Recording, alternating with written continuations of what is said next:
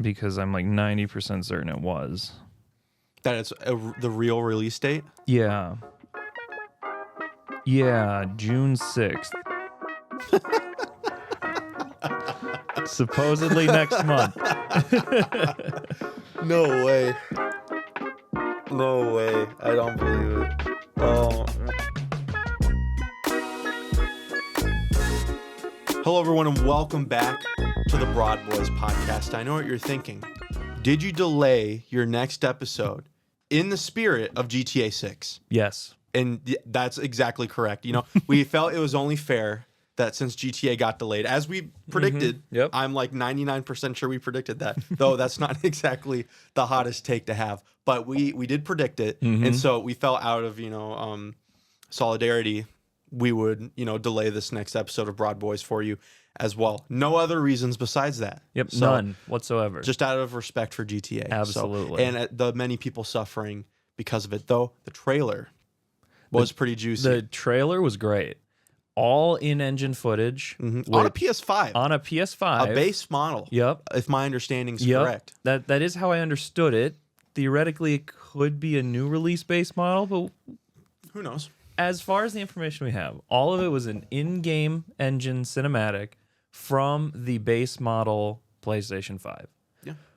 Insane. Which, It looks really good. which means theoretically it should run really well. I was, when I first saw it, I knew that the graphics were going to be good. But when I saw it, I was like, oh, yeah, that's a decent upgrade. But then when you look at it compared to like GTA 5, Yeah. I'm like, okay. I might just be dating GTA 5. Well, you can tell a quality of a game based on its reflections. yeah, it's ray tracing and anti-aliasing. Yeah. Yeah, that's what really, that's what the number on the review comes down to, is how many Yeah, reflections honestly, if there. I can see my character's face in the water, Boom. Boom. quality. There you go. People were looking at a lot of things in that trailer. So, It looks really good. It looks like they're going to do a pretty interesting narrative. someone's dying. Someone's dying. Someone's dying. That's all I'm I sure gotta say. someone's dying. It's an interesting twist from. It's too happy. That's what I was thinking. It's too happy. That's literally what I was thinking. Is I'm like, this is really ushy gushy for a GTA game. Like you think GTA 5 and it's just a bunch of really unhappy people doing bad things. So they'll start happy. I'm sure They'll hoping start happy. I'm hoping that this is a sort of like a tragedy, like a Bonnie and Clyde tragedy. Ooh, yeah. Like that, I'm I liking think that. that would be great. That'd be really great. I'm getting that vibe now that you say that. Yeah, right? Ooh, that's exciting. Now, to be honest, will I probably play GTA 6 at launch? Probably not. Depends on how much it costs. That's true. We still haven't gotten the price yet. I know. So, that's too bad. But, it's interesting. Well, it's not really that interesting. It got delayed, as Yeah. many people thought. Yeah. But you know what's been delayed for a while, Yeah. and we might be on the cusp of, and I do believe we're on the cusp, though I've been coping for a while, is Silksong. Yes. Hollow Knight Silksong. There was a official release date announced, not by the actual Silksong, not by Team Cherry, Which means that it's not true and it's not happening. but it's on the Nintendo Switch 2 store with a release window of June 7th through September 17th. Wow.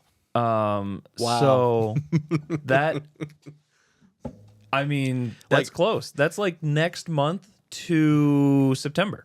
Such a large window, though. 4 months isn't that big of a release window. guess. But Team Cherry's just keeping them all guessing. Honestly, but it is officially on the store page. Yeah. So I mean, that's as close as we've gotten so far. It is as close as we've gotten. We've gotten like, oh, it's coming out this year. Oh, it's coming out, whenever Xbox did it in 22 or 20. I believe it was 22. Yeah. And then Nintendo just shadow dropped it in whatever Switch 2 presentation they had. Flash bomb everyone. But it's on a store page. It is. It's on a store page. It is. It's got cover art. It looks great. I'm super excited. I'm still hesitant to believe it. Of course, but it's like I feel like Nintendo wouldn't be publishing it if they didn't believe it was happening. That's true, but I feel like Xbox also wouldn't have put it in their presentation either if they didn't believe it was happening. That's fair. That's fair. That's fair. So It's Silksong is just like this. It's a mythos at this point. You know, like everyone, like people that don't like Metroidvanias or who don't even play indie games, like they just play 2K and Forza and Fortnite. You know, they even know about Silksong and just this thing in the mist. Maybe it's been a marketing ploy this whole time. It's been ready for like 2 years, and he's just like, this needs to be the biggest thing ever. Mm-hmm. Well, I think if you were going to do that, you know, the hype's been dying down like after year 4. Avoiding. Fair, I feel like it became like this meme and joke, around the 3-4 year mark, and then it's just been like, oh, it's actually not coming out. Yeah. Oh, it's actually been 5 years. Oh, it's actually been 6 years now. That's true. And then people just get depressed and get over it, and it's like. But if it does release this year, I mean, it's going to be a stacked year. Mm-hmm. Like, and now that GTA 6 is out of the picture for Game of the Year, that honestly makes me feel so much better about this year. There are so many options. Like, Expedition 33 just came out. It did. I have played 2 hours of it because I haven't had much time to do anything. And I've played the prologue of it. Beautiful game. Yeah. Like really. And I mean that not just like, oh, I can see the follicles on the head, but it's just the style, the music, the OST was like gorgeous, even in just literally the prologue. You boot up the game and it's like, whoa. And it's like, it hooked me instantly, but then Oblivion also got me hooked, which I don't think we've talked about either. But so I'm doing the Oblivion hook first, and then I'll go back to Expedition. Yeah. But the soundtrack was awesome. The characters, like the prologue, was really like it hits you like a truck. Haven't fully finished it yet. The prologue, I think, or maybe I'm past it. It might be in like a tutorial phase. Yeah. But you've played for 2 hours. You've gotten past the prologue. It's when they start the mission. Oh yeah, duh. Yeah, where that's chapter 1. I'm getting through all of like the party building stuff currently, so I guess that's probably after the prologue. Yeah, and so you don't usually play turn-based RPGs, right? No, I don't. So what's your opinion? I am about the super game? Enjoying. It doesn't feel like so. I've played a turn-based RPG in the past, and the biggest gripe I had with it is, and it's the same gripe that I have had with a lot of RPGs like Baldur's Gate and stuff like that, is you get to a point where actions just take a while, and I feel like I'm making a decision and then I'm waiting 5 minutes. Okay. This one I really like. Your downtime is at most 50 seconds, if that, most of the time, because you can dodge and parry, and it's a core feature of the game. Like if you don't dodge or parry, you will lose the fights. Yep, the quick time events make it a big deal. And they don't feel like gimme events either. Like, I've missed them. Well, they do the thing that like Elden Ring bosses do, where they act like they're about to hit you, and they wait. They lag it, and then you gotta wait 5 minutes to do the parry, and then you miss it. So they do that. But I ask you that because I've been seeing a lot of discourse online about how Expedition 33 is the triumphant return of turn-based RPGs. I think that's a bit much. Let me take my stance here on that statement. I think for Western audiences, this might be that return. This might give Western audiences the desire to play more turn-based RPGs. But obviously they haven't gone anywhere. Like Persona is still big. Metaphor still big. So I mean, and even Baldur's Gate 3 is a turn-based RPG. Yes, yes, it is. Technically, it is. It's 100% different style to it, but it is a turn-based RPG. So it's just, to me, it's very pretentious. Yeah. It's just like it's it's the return of turn-based RPGs.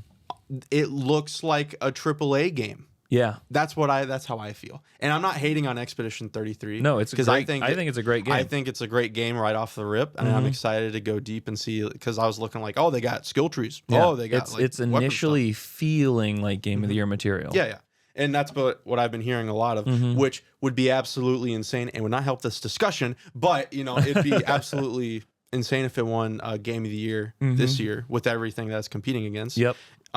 Especially if Silksong. Well, we don't know. We haven't played Silksong. We don't know anything about it. But it could suck. It could. Yeah, which would suck badly. But yeah, I'm trying to imagine a universe where Silksong is bad. And I think like that's like the worst timeline. It is. It is. I just the ramifications that would have, like the betrayal of trust in a studio that's made only a couple games. But you know, it's whatever. Yeah. It's like people have, again, it's the mythos. It's like the statue up there. It's like, oh, it's gotta be this. Yeah. You know? And I think people are going to be disappointed with no matter how it comes out. But yeah, Expedition 33 and turn-based RPGs, like I was seeing articles being like, it's we're back to the Final Fantasy VII glory days. And I was like, Final Fantasy VII is about as JRPG as it gets. Yeah. You can still, but it's like, I think what is connecting with audiences is that it looks really good. And not only that, but everything else around it was executed really well. Yeah. So, you know, if I think that if this game had an anime art style, it wouldn't be dead on arrival, but people wouldn't be calling it like game of the year material and all that. So yeah, and I do think there is just enough innovation in the gameplay where it was intriguing for people to get into. I mean, it's been that kind of quick time event system has been in many ongoing series throughout the years, you know. Obviously they're niche. Yeah. Do you also feel though that like even just the open world movement feels a little better? Like a little less floaty, a little less, I don't know, because that's another gripe I've had with a lot of other JRPGs I've watched or played, is it feels like they put so much effort into the battles and the turn-based stuff that the open world had felt neglected to an extent.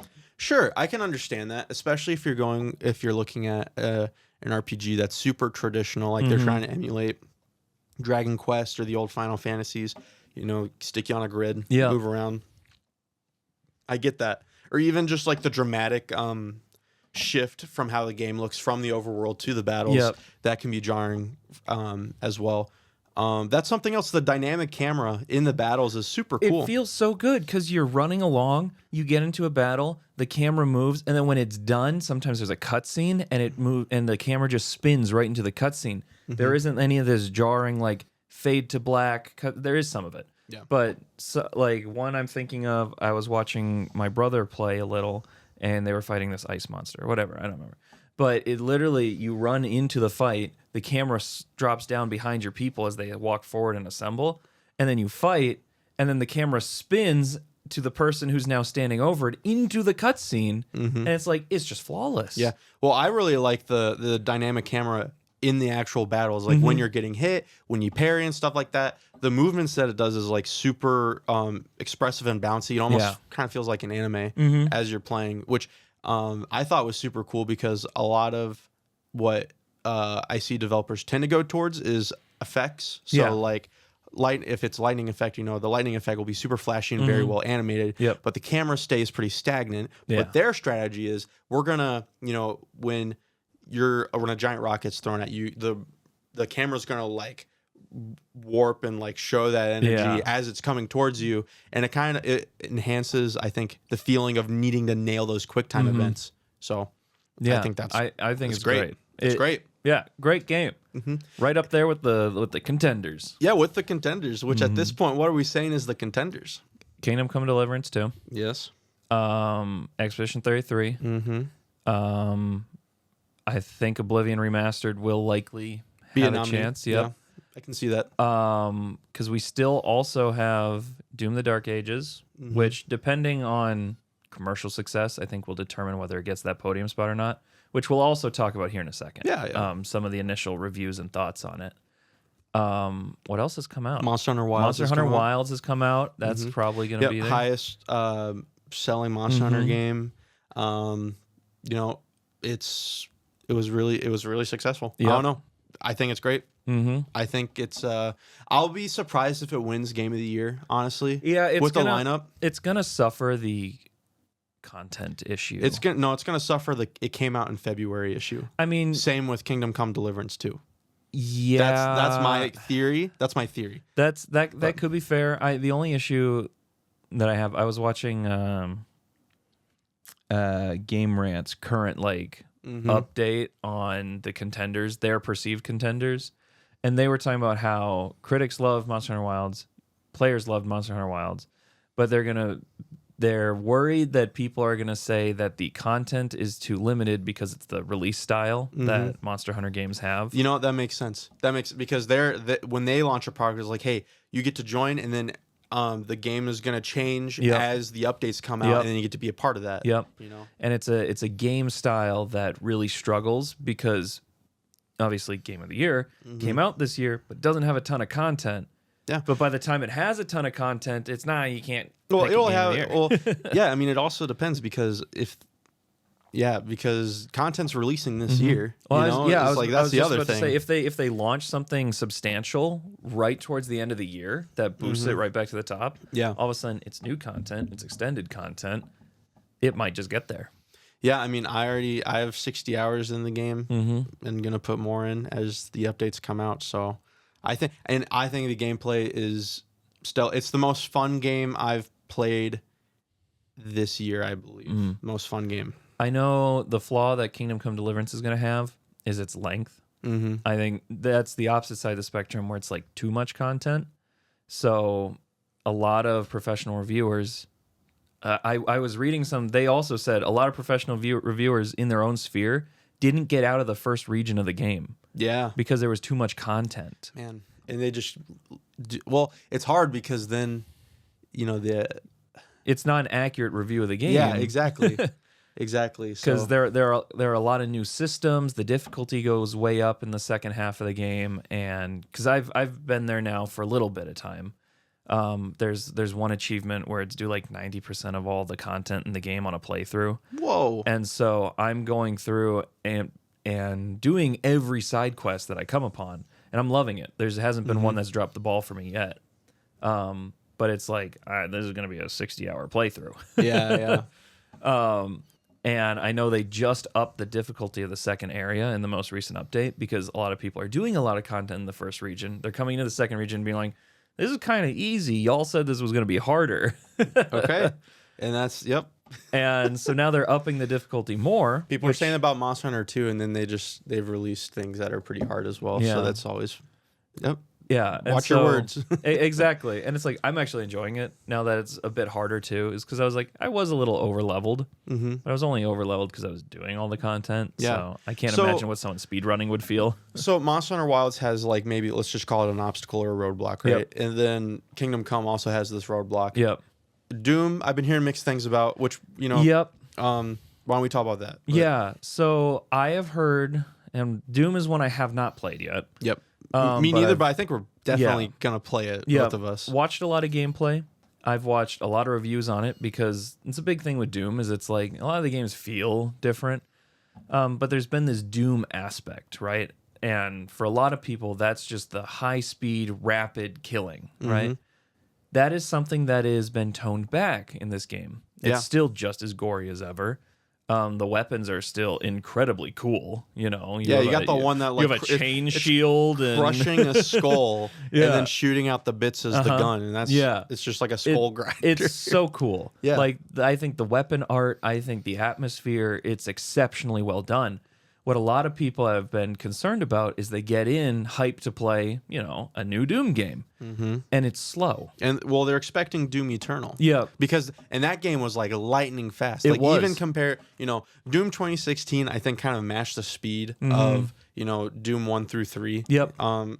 There's some ish, there's an ish there, but around that kind of speed, in a modern game. Yeah. Doom Eternal was like, let's amp it up to like 10. People like this fast. Let's make it more like Quake, you know, in terms of speed. Doom Eternal was great because the soundtrack was thumpy and it almost felt like a rhythm game. You were ripping apart skulls to a heavy metal beat. Yeah. And this one, the music's good. It doesn't... This trouble I have is the music is still Doom Eternal-esque. But you don't feel like you're moving to that bum-ba-dum-ba-dum-ba-dum-ba-dum speed anymore. Do they have the same composer I as don't Eternal? think so. I think there was different. a situation, I believe, with the composer of either it was Doom 2016 or Doom Eternal, where there was some issues with either the developer-composer communication or someone didn't fulfill their agreement. I don't know, but the music feels like it's a different composer. Okay. That was where I was going with that. It's like it might be a different composer combined with a different speed. Yeah. But I think, that it's hard because I think people are like, well, I want something new, I want something different. But they get that new and different. And I think they were talking about. I think they were talking about the weapons and scenery, though. Well, I mean, but that still makes it like kind of the same game. Yeah, I mean, I'd want to play it to feel it, which I'm gonna play it this summer at some point. So fully expected in the future to get a review from me. But it's tough because I think it's like 92% approved on Steam. But a lot of the reviewers that I watch and I trust are like, it's good, just not what I would have wanted. Yeah, they want more Doom Eternal, which is a tough spot to be in as a game, because it's like you released a good game, but it's not what the players wanted in a sequel. It's reminding me of when you were talking about Frostpunk 2. Yeah, the Frostpunk 2 thing, where it's like, it's a good game. Yeah, because from my perspective, I only played some Frostpunk because on an episode I was like, no, I'll try it out, I'll play it. Yep. And it wasn't my thing. Yeah. And then I was looking at Frostpunk 2, and to me, it looks like the exact same game. But you were like, no, it's a district builder versus a city builder. Yep. And in my head, I'm just like, what? Okay, then you're still building, buddy. Two different genres. But when you talk about the Doom games, it's the speed is super key. So you can have, there's tons of shooters, tons of gory shooters, even tons of Doom-like games. Yeah, absolutely. But the speed is something that matters a ton. So you're more like a slow tank, let's say, in this new one, versus before you were like just zipping around like Spider-Man, like zip lining onto guys to kill them. Yep. What I do like about Doom the Dark Ages, though, is they got the little Doom head in the bottom. They do. Like in the old games. I thought that was funny. Yeah, I like, once again, I like everything I've seen from the UI. I've liked everything from the weapons. I like the music, even though it doesn't feel the same. I like the setting. Honestly, I like the game. Can I just say, like, I don't think we need to... I know it's a prequel. Yeah. Can we just be like, the lore doesn't matter? Can we just... I'm sure... All right, some people... It does. I'm sure some people care. I mean, there is a universe behind it. Yeah. But... I'm there to kill demons. Yeah. Yeah, because even Elden Ring, like, I'm not going to knock anyone, because I do appreciate the lore. Yeah. But it's also not cutscenes and, like... when I was doing Doom Eternal and a cutscene came on, I was like, oh, water break. Yeah. Let's go. And with Doom the Dark Ages, it seems to even be more of that. Like, and I'm sure it's interesting to some people, but when it's like the point of the game is very gameplay centered. Yep. For I'd say 80 to 90% of the audience. Yeah. They are not going to care who Z Block is from whatever Mars 10 they got going on. I just pulled that out of nowhere. I know. The crazy part is it sounds like it could be part of it. It could be. Yeah. And the Cthulhu man, when he comes and just kills everybody. So, it's like, that's... I think when it's a part, when it's the cutscene part of the game, and it looks good, all that. But it's like, to me, I'm just like, not my thing. No, I'm still going to like the game. I can tell you that. Yeah, already. I'm sure I'm going to enjoy it. Yeah. And, once again, overwhelmingly, audiences are enjoying the game. It's just not what they wanted, which I think will probably be a knock against them for Game of the Year. But I think it's like there have been multiple times throughout gaming history where studios do that. Like, the first thing that comes to mind for me, obviously, is Legend of Zelda: The Wind Waker. Yeah, because people were expecting like this hyper realistic Zelda, or hyper realistic for GameCube standards, more serious kind of game, and they got Wind Waker. Which people at the time didn't like because it was different from the Zelda that they wanted. Yep.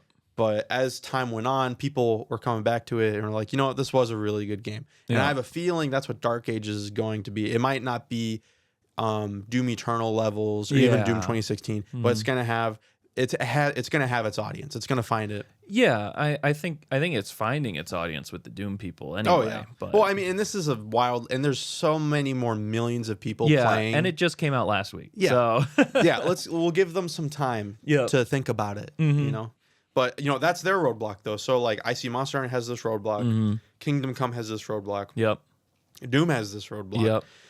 I don't see Expedition 33 having a roadblock. In fact, I see it has an even better chance in my opinion because it's an underdog. Yeah, I think it's got a straight line shot. I right think now. it's pretty.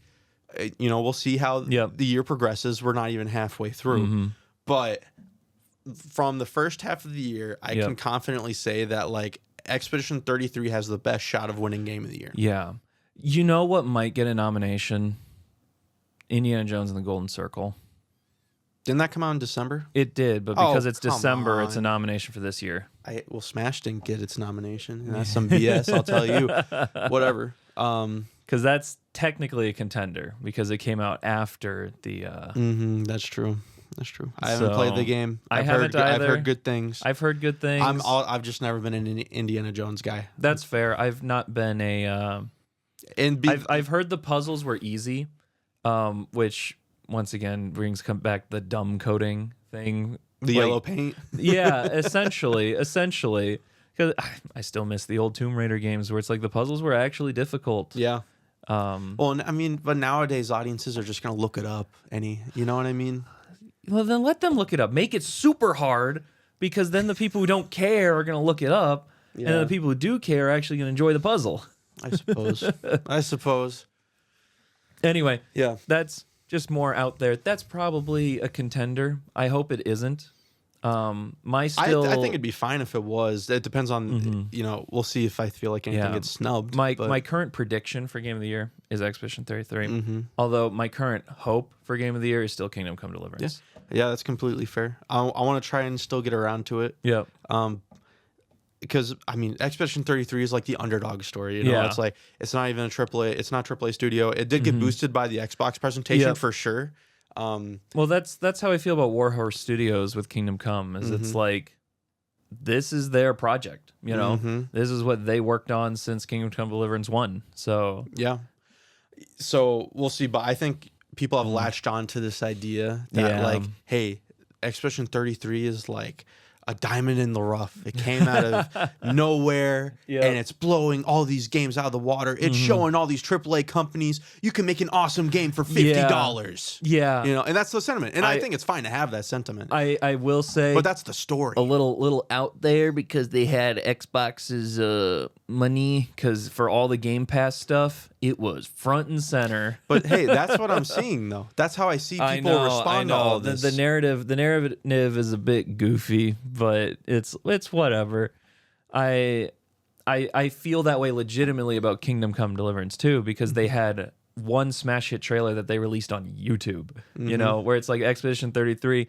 I've seen it on freaking TV commercials, No, well, hold on. Kingdom Come Deliverance 2 did get a pretty heavy trailer at the Game Awards. They got a Game Awards announcement, yeah. And that was a big deal for it, from my understanding. It was a big deal for them. Well, because the fans were already going to buy it, 100%. Yeah. But it was like, hey, what is this? For general audiences. That's completely fair. I think getting spotlight announcements is different though than from running a full marketing campaign. Getting like a full 10 minutes in the presentation where Doom is also being shown. Yeah. So like, all right, I guess I'll watch this to watch Doom at the end. And then you're like, oh, what the heck? This game looks great. Yeah. And Kingdom Come didn't have that opportunity. Yeah, exactly. So. And so I feel like Kingdom Come Deliverance is the true underdog so far. But whatever. Let's talk about one more game that probably is on that list. That came out as a shadow drop. Oh, yes. Oblivion Remastered. Oof. Have I played it? I've opened it. Yeah. It's downloaded. Yeah. So, last year I played Skyrim. Yep. We talked about it on the podcast. I put 100 hours into Skyrim. Yep. Right? Modded, of course. Yep. I have not played any other Elder Scrolls game. Okay. So to me, this was effectively a new Elder Scrolls game. I will say I played Oblivion in like 2014 or something. So long time ago. Yeah. I have 30 hours in the game so far. Which is crazy. It's been 2 weeks. Has it only been 2 weeks? It feels like forever. It's been an absolute blast. There are some things I like way more in Skyrim than Oblivion, just to be honest. But what Oblivion does really well is its quests. Like Skyrim has a lot of bloat quests, I feel. That's Oblivion is like few and far between. For me, I'm like, oh, I'm getting a quest from this guy. So the key thing with like Oblivion and why that is the map is just so much smaller. Yeah. And so they had to be more intentional about their quests. Skyrim had the problem of, hey, we have this technology that lets us have this massive open world, but we can't make it feel empty, right? Oblivion, opposite issue. We can't make a giant world. How do we make it feel really full without being overbearing? And that's with less quests, but better quests. Yeah. I'm also trying something I've never done before with the game before, and it feels almost dirty doing this. Okay. I asked ChatGPT what quest lines I should do, like in what order, right? Yep. So I got like, do this first part of the main story, then do Arena Fighters Guild, Mages Guild, then do this middle part of the story, then get the Daedric artifacts, do the Thieves Guild, do Dark Brotherhood, and finish the story, do the DLC. Honestly, that sounds like a really good order. So far, it's been awesome. So it's like, it feels dirty because I'm like, I feel like I should just jump in and just like do this by these open world RPGs. I've been curious about how ChatGPT would play a game. Yeah. So I just literally said, hey, what are the best, like, I want to do all the content in Oblivion. Give me a list of how I should do it. And that's what it gave me. Yeah. And I'm doing it. And it's working out. Honestly, that sounds like a great order. So a couple other things that are weird about Oblivion to me. The characters, but it's obviously they're remastering it, so it's on purpose. Yep. Like some of those models and voice lines are like, what is that's insane. That's just the charm. No, and I love it. Like I go into a shop and someone's like, hey, what's the fine for necrophilia? Yeah. And you're just like, oh, it's 500. And they're like, oh, that's it? Oh, that's so much lower than Morrowind. And I'm like, what? And there's this one quest where you're stuck in a house with like 6 NPCs, and then you're trying to figure out who locked them in. Yeah. And then you can get them to like kill each other and go crazy. And it's just like, it's insane. And it doesn't take itself seriously, which I appreciate. Well, they remastered it the right way. Yeah. Which is where they kept the game exactly the same, but took all the gripes from the first one and fixed them. Yeah. Right? Like people are saying this is the best remaster ever. Oh, I think it almost is, because like you load into the world and you can see across the map. Yeah. Which is like, you couldn't do that before. You had like a fog effect that... And it truly is a remaster. It's not a remake. So, and that's... Yep. They took the remaster word to heart. The only thing I've seen complaints about is it's like, benefit, they kept all the original bugs. Downside, there's new bugs. Yeah. I haven't encountered many bugs. Which is surprising. I'm honestly it's a buggy shocked. Game? It's a Bethesda game.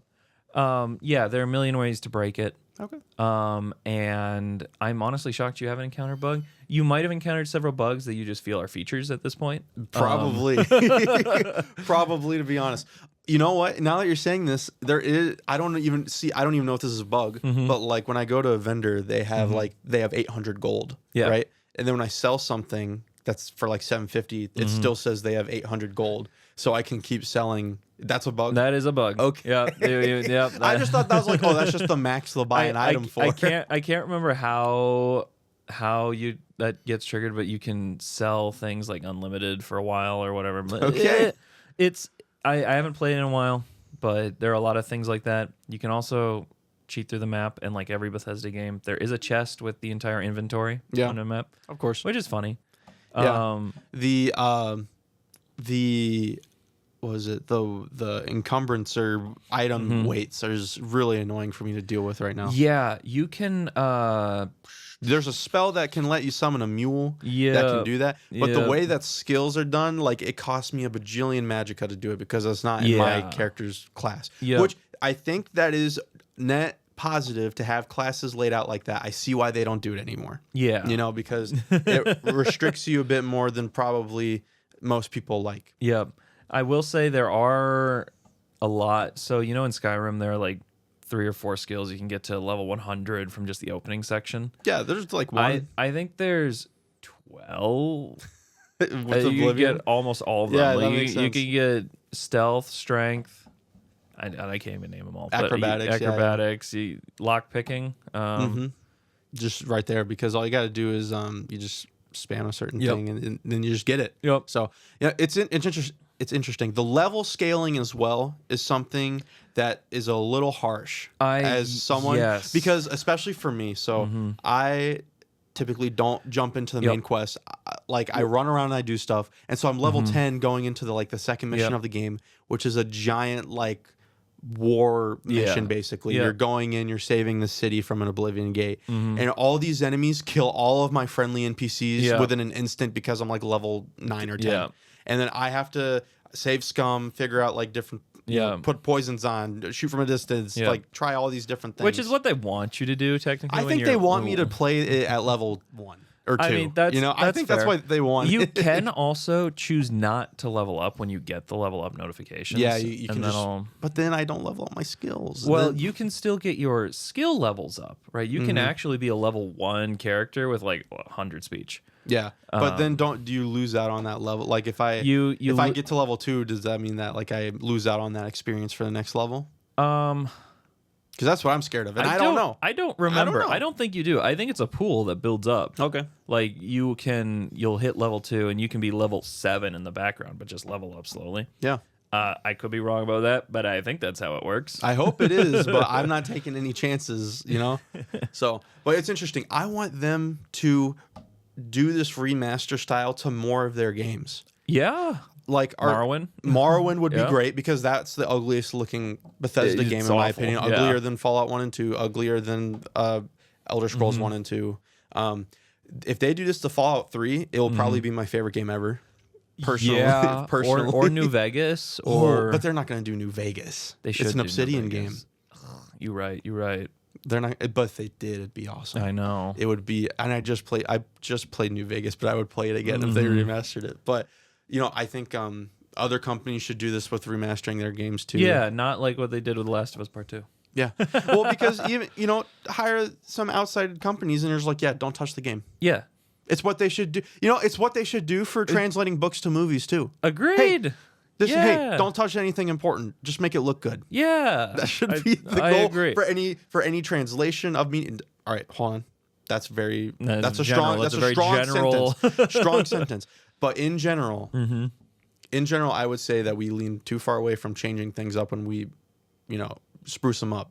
Yeah. So let's just keep it how it is. Yep. And then, because it feels like a celebration of the game. Yeah. That's where a lot of these movies and remasters or remakes and stuff feel like, oh, we're going to make it our way. Yeah, make it our own thing. Yeah. Which is something we've talked about many, no one many wants times. you to do it. Exactly. Stop it. So it's fun to see them just do it with, get a different company to make it, so that way you don't put any manpowers. You can make Elder Scrolls 6 maybe. Yep. We'll see.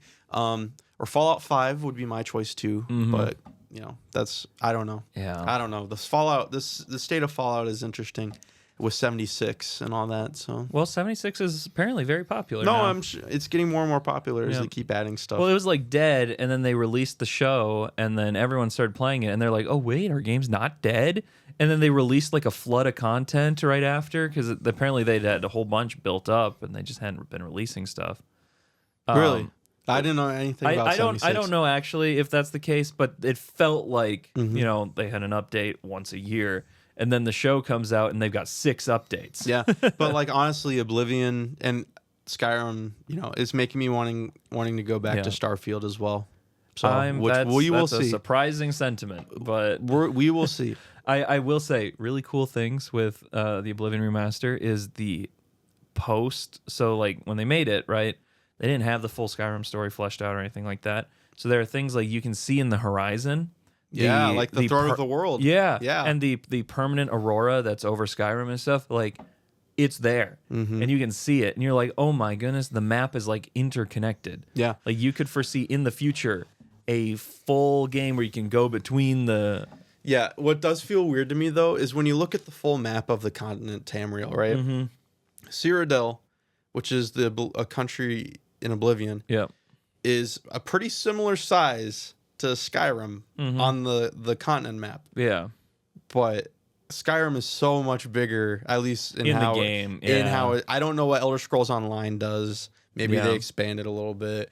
Or even, in Daggerfall, Elder Scrolls 2, the little bit of Hammerfell is like as big as London or whatever people say. So the scaling of the world seems a little off, but it's super cool to see that.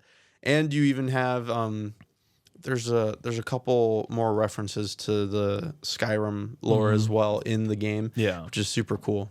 So I think Elder Scrolls has a strong likelihood that it would make a good TV series. Yeah, but what would you do? Would you just follow like the royal family? I would say, yeah, why not? Like the royal conflict is like the backbone of what the stories are. Yeah. And then you can like intertwine like Thieves Guild meddling and stuff like that, or even not. Make them like references. I feel like it'd be close to Game of Thrones though, you know? Yeah. It's like that's what... Okay, we could talk about this. I'm almost done with The Feast of Crows, reading through that book again. And this is where I think this is like season 3 of the show. They've taken a lot of liberties in the show that I didn't realize at first, and a lot of them I think are bad choices. And so I'm starting to get to that point. Well, I heard that about like season 5 and 6 and beyond. Yep. But I think that they ran out of this might be material. season 4 actually. Okay. But I think all the core plot points are the same, but they removed a lot of like those character decisions that would have given some of these characters more empathy, I think. And then they also gave characters empathy that didn't deserve it. So like Tyrion, in the show, he kills his father. It actually plays out almost word for word. Yeah. In the loo. But he doesn't. So the show, they change it up a little bit where he doesn't. Man. Spoilers for Game of Thrones, by the way. It's been out for how long? It's been out forever. You know? He doesn't curse out his brother. So his brother releases him for honor or whatever. Yeah. In the book, and then Tyrion curses him out because his brother has something he needs to get off his chest. He lets him know that the reason why his first wife was given to the guards and everything else was because he set it up. Okay. And that pisses him off, right? He curses him out, and they run bad blood, and that continues forward. In the show, doesn't tell him that. Tyrion forgives him, thanks him for letting him go. And then there's no bad blood. There's also different things like Braun and Jaime go to Sunspear. They don't do that in the book, period. That's an entire trip that doesn't happen. Oh, I mean, it's a limitation of the show versus the book. No, I think it's because they weren't willing to... I think this is the same problem in the show from season 4... 5 specifically, 6 and 7, they weren't willing to extend it 2 more seasons. Okay. Because it feels like they were like, how do we get this plot point to happen? Well, let's make it a lot shorter and like how it didn't happen in the book. Okay. Because there's ratings, because it's a big moment, right? I have no idea, because the whole Dorne thing is taking up like half a book here. It took like 3 episodes in the show. And it's like there's so much cool stuff that's going on, like the whole political intrigue and rivalry and stuff like that. And in the show, it's just like, yep, they didn't like the king, so they killed his sister. Okay. Rip. So what you're saying is that the Elder Scrolls needs to take the books, and then rename all the characters, and then just do it bar for bar. Sure. Let's do that. Honestly, you couldn't really mess it up with Elder Scrolls though. Yeah, it's already, you could give names to anything and it'd work out. Yeah. And they add like new races and whatever like all the time. Yeah, like this is Durfer Kinglestan, and he's a tree. Yeah, and he is the blah blah blah of Elsewhere. Or Elsewhere. Yeah. So, you could just do that. Just do that. But no, I mean, I think Elder Scrolls TV show could be good. I think that they're just going to ride the Fallout. Well, I think Fallout as a show, it works better than Elder Scrolls as a show. That's true. It's a lot more linear. And I think that the overall lore of the franchise means less to Elder Scrolls than it does the Fallout, because Fallout, so you have the immediate mystery of the vaults, the immediate mystery of the Brotherhood of Steel, and the immediate mystery of a nuclear wasteland, which just people can instantly resonate with. Versus Elder Scrolls, you got a lot of names and a lot of legends and a lot of stuff that might blend together a bit more. Fallout has a bit more like, that's a crazy thing that's really distinctive. that's a crazy thing. That's like on the opposite side of the spectrum. Yeah. You know? So we'll see. I hope Fallout gets at least 3 seasons. I hope so too. It definitely deserves. Mm-hmm. Well, we'll see how season 2 goes. But I think, you know, and there's enough Fallout twists that could come from the characters that I think 100%. It'll be like the. And we're currently only on West Coast, right? Like, they got East Coast, Fallout 4. Yeah. Yep, with the railroad and There's a lot to pull from. Yep. I'd be willing to bet that they travel to the East Coast at least a little bit just to reference some of the other games. Yeah, and I'm spoilers for Fallout, the TV show, in case you haven't watched it. I think that they're gonna go heavy into the. Have you watched it? Right? Yeah, I watched it. The I'm forgetting his name. The black guy. Shoot, I'm forgetting his name. Titus. Yeah. Well, no, he takes on different. the mantle. That's the night he kills. Yeah, that's the night he kills. But he takes on. Well, anyway, I think he's gonna eventually lead the Brotherhood of Steel to the Institute.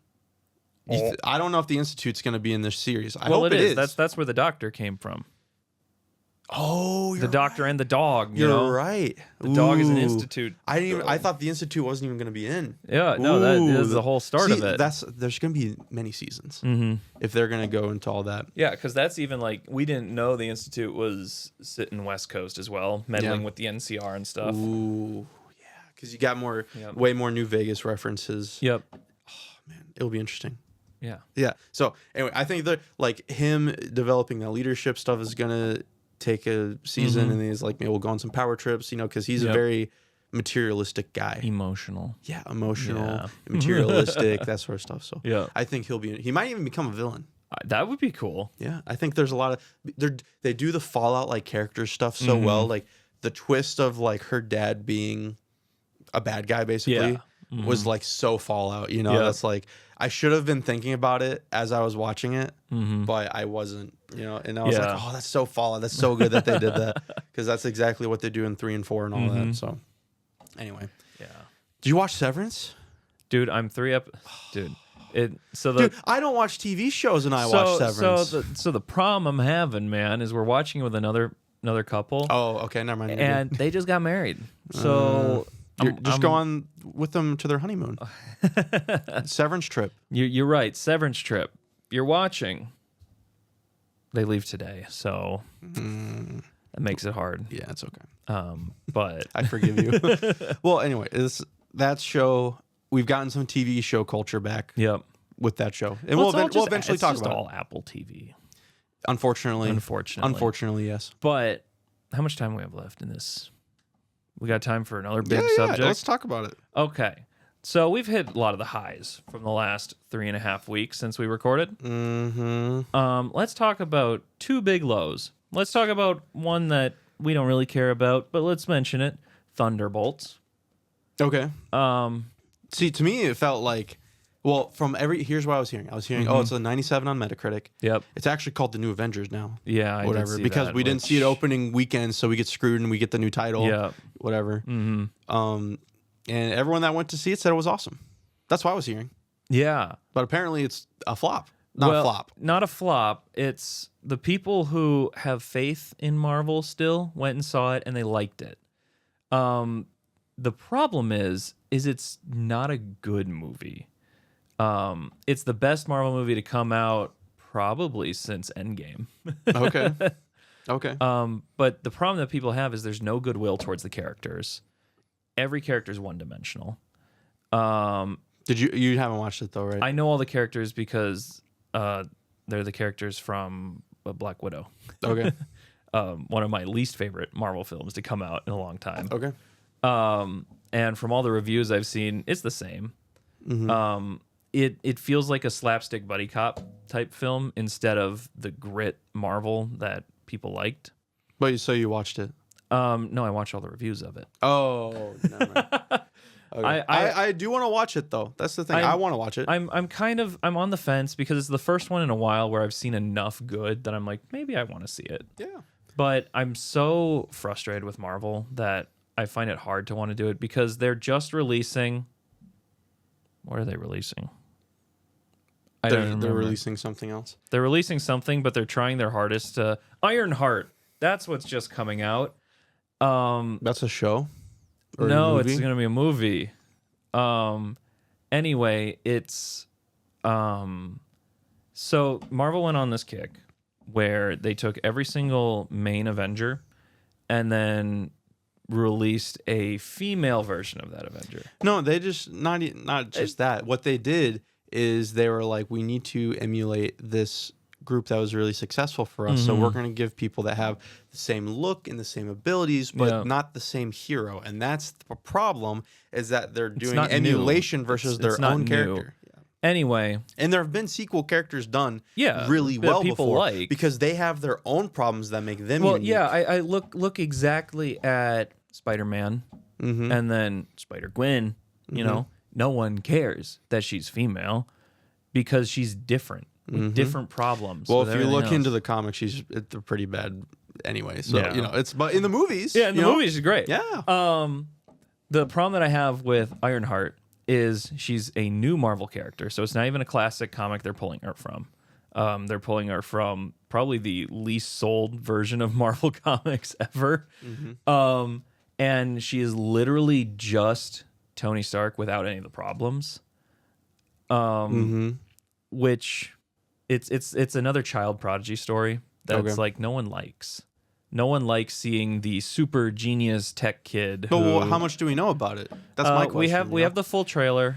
We do? We do. There's a full trailer out. Okay. This is like, so who knows about this stuff? Where is it coming from? It's been finished for 3 years.